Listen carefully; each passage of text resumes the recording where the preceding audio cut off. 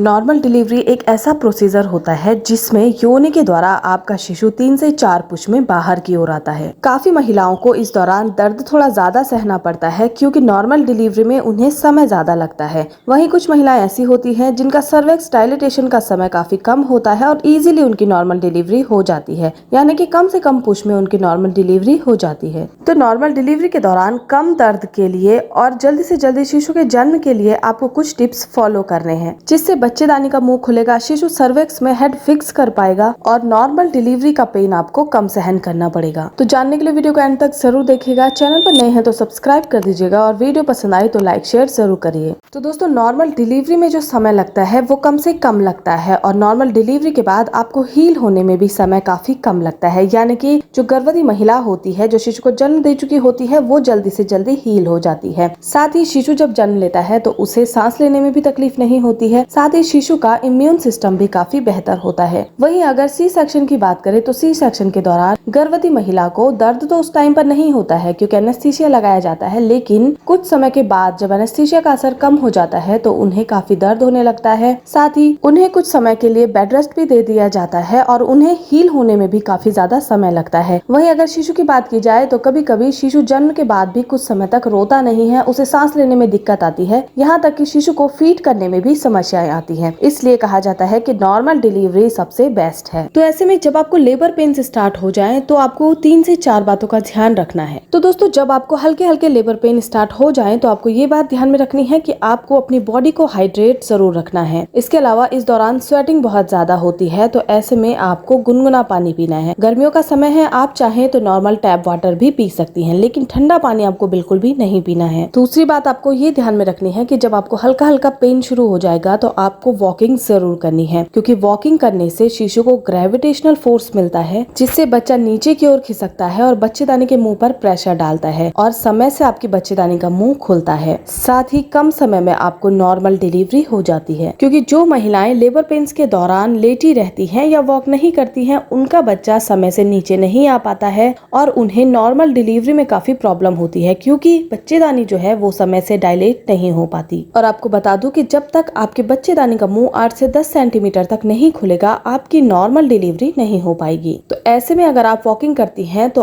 कम push में और कम समय में आपका बच्चा बाहर आ जाता है। इसके साथ ही दोस्तों, प्रेगनेंसी के 90वें महीने में आपको कीगल एक्सरसाइज करने के लिए कहा जाता है, लेकिन जब आपको लेबर पेन स्टार्ट हो जाए तो उस दौरान आपको खास तौर पर कीगल एक्सरसाइज जरूर करनी है। इसके लिए आप चेयर का सहारा ले सकती हैं और उसी के सहारे उठ और बैठ सकती हैं। इससे आपके पेल्विक रीजन पर प्रेशर पड़ता है और बच्चेदानी का मुंह जल्द से जल्द खुलता है। इसके अलावा इस बात का ध्यान आपको खास तौर पर रखना है कि जब आपको लेबर पेन स्टार्ट हो जाए तो उस दौरान आपको बिल्कुल भी घबराना या फिर स्ट्रेस नहीं लेना है। कोशिश करें कि आप अपने आप को शांत रख सकें और धीरे धीरे वॉकिंग करते रहें, गुनगुना पानी पीते रहें। इससे नॉर्मल डिलीवरी में समय भी कम लगेगा और आसानी से आपकी नॉर्मल डिलीवरी भी हो जाएगी। साथ ही साथ आपको लंबी लंबी सांसें लेनी है, क्योंकि नॉर्मल डिलीवरी के प्रोसेस के दौरान डॉक्टर के द्वारा भी आपको लंबी सांसें लेने के लिए कहा जाता है। इससे आप जल्दी से पुश कर पाती हैं और बच्चा 3 से 4 पुश में बाहर आ जाता है। इसलिए 9वां महीना लगते ही एक तो आपको कीगल एक्सरसाइज शुरू कर देनी है, दूसरा आपको ब्रीदिंग एक्सरसाइज शुरू कर देनी है, तीसरा आपको गुनगुना पानी पीना शुरू कर देना है, चौथा आपको सुबह और शाम कम से कम 30-30 मिनट की वॉकिंग जरूर करनी है। तो दोस्तों, ये थी जानकारी कि नॉर्मल डिलीवरी को कम से कम समय में और कम से कम पेन में कैसे किया जा सकता है। उम्मीद करती हूँ वीडियो आपको पसंद आई होगी। वीडियो पसंद आई है तो लाइक शेयर जरूर करें। धन्यवाद।